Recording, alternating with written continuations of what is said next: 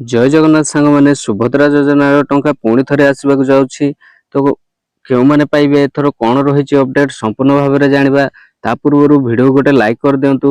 ଚ୍ୟାନେଲକୁ ଯଦି ନୂଆ କରି ଆସିଛନ୍ତି ତାହେଲେ ସବସ୍କ୍ରାଇବ୍ କରିକି ବେଲ୍ ଆଇକନ୍ ଉପରେ ଅଲ୍ ନୋଟିଫିକେସନ୍ ଉପରେ କ୍ଲିକ୍ କରିଦିଅନ୍ତୁ, ଯାହାଦ୍ୱାରା କି ମୁଁ ଏମିତି ନୂଆ ନୂଆ ଅପଡେଟ୍ ଦେଲେ ଆପଣମାନେ ସର୍ବପ୍ରଥମେ ପାଇପାରିବେ। ଏଥର ନୂଆ ବର୍ଷରେ ଆସିବାକୁ ଯାଉଛି ସୁଭଦ୍ରା ଯୋଜନାର ଟଙ୍କା। ତ କେଉଁମାନେ ପାଇବେ ଏଥର ଦେଖନ୍ତୁ, ଯେଉଁମାନେ କି ନୂଆ କରି ଆବେଦନ କରିଥିଲେ ସେମାନଙ୍କୁ 10,000 ଟଙ୍କା ମିଳିବ ଦୁଇଟି କିସ୍ତିର। ଆଉ ଯେଉଁମାନଙ୍କର କି ପ୍ରଥମ ଆଉ ଦ୍ୱିତୀୟ କିସ୍ତିରେ ଟଙ୍କା ଆସିଥିଲା କିନ୍ତୁ ତୃତୀୟ କିସ୍ତିରେ ଟଙ୍କା ଆସିନଥିଲା, ତାହେଲେ ସେଇମାନଙ୍କୁ ମଧ୍ୟ ଏଥର ଜାନୁଆରୀ ମାସରେ ତୃତୀୟ କିସ୍ତିର ଟଙ୍କା ଆସିବ। ତ ଆପଣମାନେ ଯଦି ପ୍ରଥମ ଆଉ ଦ୍ୱିତୀୟ କିସ୍ତିରେ ଟଙ୍କା ଆସିଥିଲା କିନ୍ତୁ ତୃତୀୟ କିସ୍ତିରେ ଟଙ୍କା ଆସିନଥିଲା, ଆପଣମାନେ ଯଦି ଅଭିଯୋଗଟି ଦାଖଲ କରିଥିବେ, ଅଭିଯୋଗଟି ଆପଣଙ୍କର ଏପ୍ରୁଭ୍ ହେଇଥିବ, ତାହେଲେ ଆପଣଙ୍କର ଜାନୁଆରୀ ମାସର ପ୍ରଥମ ସପ୍ତାହରେ ଟଙ୍କା ଆସିବ।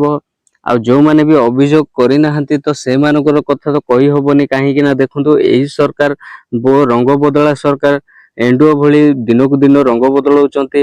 ତ କେତେବେଳେ କାହାକୁ କଣ ଦଉଛନ୍ତି, କେତେବେଳେ କାହାକୁ କାଟି ଦଉଛନ୍ତି, ସେଇଟା ତ କିଛି କହି ହଉନି। ତ ଏ ସରକାରର କିଛି ବି ମାନେ ଗତିବିଧି କିଛି ବି ଜଣା ପଡୁନି, କେତେବେଳେ କଣ କରୁଛନ୍ତି ସେମାନଙ୍କୁ ହିଁ ଜଣା।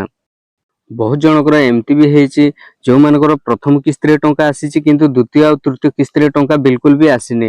ଆଉ ବହୁତ ଜଣଙ୍କର ଏମିତି ବି ହେଇଛି ପ୍ରଥମ ଦ୍ୱିତୀୟ କିସ୍ତିରେ ଟଙ୍କା ଆସିଯାଇଛି କିନ୍ତୁ ତୃତୀୟ କିସ୍ତି ଆସିଲା ବେଳକୁ ନନ୍ NFS ବୋଲିକି ରିଜେକ୍ଟ କରିଦେଇଛନ୍ତି, ମାନେ ରାସନ କାର୍ଡରେ ତାଙ୍କ ନାମଟି ନାହିଁ ବୋଲିକି ରିଜେକ୍ଟ କରିଦେଇଛନ୍ତି। ତ ଏଇଭଳି ଭାବରେ ଲୋକଙ୍କର ବହୁତ ପ୍ରକାରର ଅସୁବିଧା କରୁଛନ୍ତି ଏଇ ସରକାର।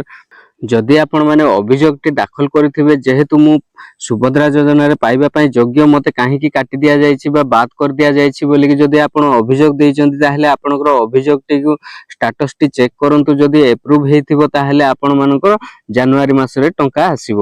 ଯଦି ଏପ୍ରୁଭ୍ ହେଇନି, ରିଜେକ୍ଟ ହେଇଯାଇଛି କିମ୍ବା ପେଣ୍ଡିଂରେ ଅଛି, ତାହେଲେ ଆପଣଙ୍କର ଟଙ୍କା ଆଉ ଆସିବନି। ଆପଣମାନେ ସୁଭଦ୍ରା ଯୋଜନାକୁ ଭୁଲି ଯାଆନ୍ତୁ। ଏବଂ ଯେଉଁମାନେ କି ନୂଆ କରି ଆବେଦନ କରିଥିଲେ ବା ଆପ୍ଲାଏ କରିଥିଲେ 2025 ମସିହାରେ ନଭେମ୍ବର ମାସରେ, ଯେଉଁମାନେ ଆପ୍ଲାଏ କରିଛନ୍ତି ତ ସେମାନଙ୍କୁ ମଧ୍ୟ ଟଙ୍କା ଆସିବ ବୋଲିକି କହୁଛନ୍ତି, କିନ୍ତୁ ଆସିବ କି ନାହିଁ ତାହା ବି ଗ୍ୟାରେଣ୍ଟି ନାହିଁ। ଥରେ ଆପଣଙ୍କର ଷ୍ଟାଟସଟି ଚେକ୍ କରିଦିଅନ୍ତୁ, ଯଦି ଏପ୍ରୁଭ୍ ହେଇଥାଏ ତାହେଲେ ହୁଏତ ଟଙ୍କା ଆସିପାରେ, କିନ୍ତୁ ଯେଉଁମାନଙ୍କର ବି ପେଣ୍ଡିଂରେ ଅଛି କିମ୍ବା ରିଜେକ୍ଟ ହେଇଯାଇଛି ଥରେ ଚେକ୍ କରିଦିଅନ୍ତୁ। ଚେକ୍ କରି ସାରିଲା ପରେ ଅଭିଯୋଗ ପୁଣି ଥରେ ଦାଖଲ କରନ୍ତୁ, ଯେହେତୁ ଆମେ ସୁଭଦ୍ରା ଯୋଜନାରେ ପାଇବା ପାଇଁ ଯୋଗ୍ୟ କିନ୍ତୁ ଆମକୁ କଣ ପାଇଁ ବାଦ କରିଦିଆଯାଇଛି ବୋଲିକି ଆପଣମାନେ ଅଭିଯୋଗ ଦାଖଲ କରନ୍ତୁ। ମାନେ ଚାହିଁଲେ ଘରେ ବସିକି ମଧ୍ୟ ଅଭିଯୋଗଟି ଦାଖଲ କରିପାରିବେ। ଯଦି ଆପଣଙ୍କର ଦ୍ୱାରା ହଉନି ତାହେଲେ ଆପଣମାନେ ନିକଟରେ ଯେକୌଣସି ବି CSC ସେଣ୍ଟର ବା ଜନସେବା କେନ୍ଦ୍ରକୁ ଯାଇକି ଆପଣମାନେ ଅଭିଯୋଗଟି ଦାଖଲ କରିଦିଅନ୍ତୁ। ଯଦି ଆପଣମାନେ ଚାହୁଁଛନ୍ତି ଘରେ ବସିକି କରିବା ପାଇଁ, ତାହେଲେ ମୁଁ ଏହି ଭିଡ଼ିଓର ଡେସ୍କ୍ରିପସନରେ ଗୋଟେ ଲିଙ୍କ ଦେଇଦେଇଛି, ସେଇ ଭିଡ଼ିଓକୁ ଆପଣମାନେ ଦେଖି ନିଅନ୍ତୁ। ମୁଁ ଷ୍ଟେପ୍ ବାଇ ଷ୍ଟେପ୍ ପ୍ରୋସେସରେ କହିଛି କିପରି ଆପଣମାନେ ଅଭିଯୋଗଟି ଦାଖଲ କରିବେ। ଭିଡ଼ିଓକୁ ଦେଖି ସାରିଲା ପରେ ଆପଣମାନେ ଘରେ ବସିକି ଅଭିଯୋଗଟି ଦାଖଲ କରନ୍ତୁ। ଆଉ ଗୋଟେ ଗୁରୁତ୍ୱପୂର୍ଣ୍ଣ ଅପଡେଟ୍ ଅଛି, ଯେଉଁମାନେ କି ଆପ୍ଲାଏ କରିଛନ୍ତି କିନ୍ତୁ ତାଙ୍କର NPCI ବନ୍ଦ ଥିବା ଯୋଗୁଁ ସେମାନଙ୍କର ପଇସାଟି ତାଙ୍କ ଆକାଉଣ୍ଟକୁ ଟ୍ରାନ୍ସଫର ହେଇପାରୁନି। ତ ସେମାନେ ଥରେ ନିହାତି ଚେକ୍ କରିଦିଅନ୍ତୁ ତାଙ୍କର NPCI ଲିଙ୍କ ଅଛି କି ନାହିଁ। ଯଦି ଆପଣମାନେ NPCI ଲିଙ୍କ ନଥିବ ତାହେଲେ ଆପଣମାନେ ଅନେଇକି ବସିଥିବେ ସୁଭଦ୍ରା ଯୋଜନାରେ ଟଙ୍କା ଆସିବ ବୋଲିକି, ତାହେଲେ ଆପଣଙ୍କ ଟଙ୍କା ଆଉ ଆସିବ ନାହିଁ।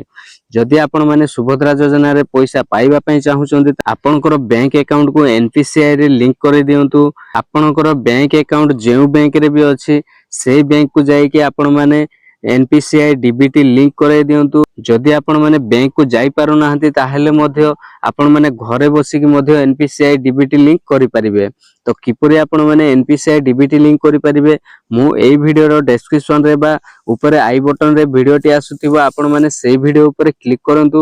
କ୍ଲିକ୍ କରିକି ଷ୍ଟେପ୍ ବାଇ ଷ୍ଟେପ୍ ପ୍ରୋସେସରେ ମୁଁ କହିଛି ଆପଣମାନେ କିପରି ଘରେ ବସି କରିପାରିବେ, ସେଇ ଭିଡ଼ିଓକୁ ଫୁଲ୍ ଦେଖି ନିଅନ୍ତୁ। ଦେଖି ସାରିଲା ପରେ ଆପଣମାନେ NPCI DBT ଲିଙ୍କଟି କରାଇ ନିଅନ୍ତୁ। ଯଦି ଆପଣଙ୍କର DBT ଲିଙ୍କ ଅଲରେଡି ଅଛି ତାହେଲେ ମଧ୍ୟ ଥରେ ଚେକ୍ କରି ନିଅନ୍ତୁ। ଚେକ୍ କରିବା ପାଇଁ ଆପଣଙ୍କର କୌଣସି ପଇସା ଖର୍ଚ୍ଚ ହବନି, ଆପଣମାନେ ଘରେ ବସିକି ଚେକ୍ କରିପାରିବେ।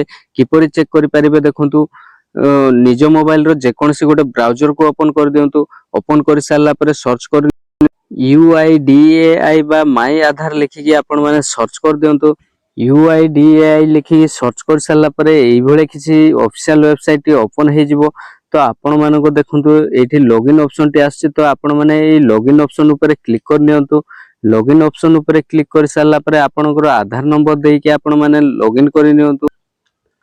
देखंतु एटी एंटर आधार नंबर लिखा है तो ये जगह आपनकर आधार नंबर टी को एंटर करंतु এই ক্যাপচা কোডটি দেখা যাচ্ছে এই ক্যাপচা কোডটিକୁ এই বক্স ମଧ୍ୟରେ এন্টার କରନ୍ତୁ এন্টার କରି ସାରିଲା ପରେ ଆପଣ ମାନେ ଲଗଇନ୍ ୱିଥ ଓଟିପି ଉପରେ କ୍ଲିକ୍ କରନ୍ତୁ କ୍ଲିକ୍ କରି ସାରିଲା ପରେ ଆପଣଙ୍କ ରେଜିଷ୍ଟର ମୋବାଇଲ ନମ୍ବର ଗୋଟେ ଓଟିପି ଆସିବ ସେଇ ଓଟିପି ଦେଇକି ଆପଣ ମାନେ ଲଗଇନ୍ କରି ନିଅନ୍ତୁ ଲଗଇନ୍ ହେଇ ସାରିଲା ପରେ ଦେଖନ୍ତୁ ଉପରେ ଆପଣଙ୍କର ଫଟୋଟି ଶୋ କରୁଥିବ ତ এই ଫଟୋକୁ ଦେଖି ସାରିଲା ପରେ ଆପଣ ମାନେ କନଫର୍ମ ହେଇଯିବେ ତାପରେ ଆପଣ ମାନେ ତଳକୁ ସ୍କ୍ରଲ ଡାଉନ କରନ୍ତୁ ତଳକୁ ସ୍କ୍ରଲ ଡାଉନ କରିକି ଏଇଠି ଗୋଟେ ଅପସନ ଅଛି ଦେଖନ୍ତୁ ବ୍ୟାଙ୍କ ସେଟିଂ ଷ୍ଟାଟସ तो आपण माने ए बैंक सेटिंग स्टेटस ऊपर क्लिक कर दियंतु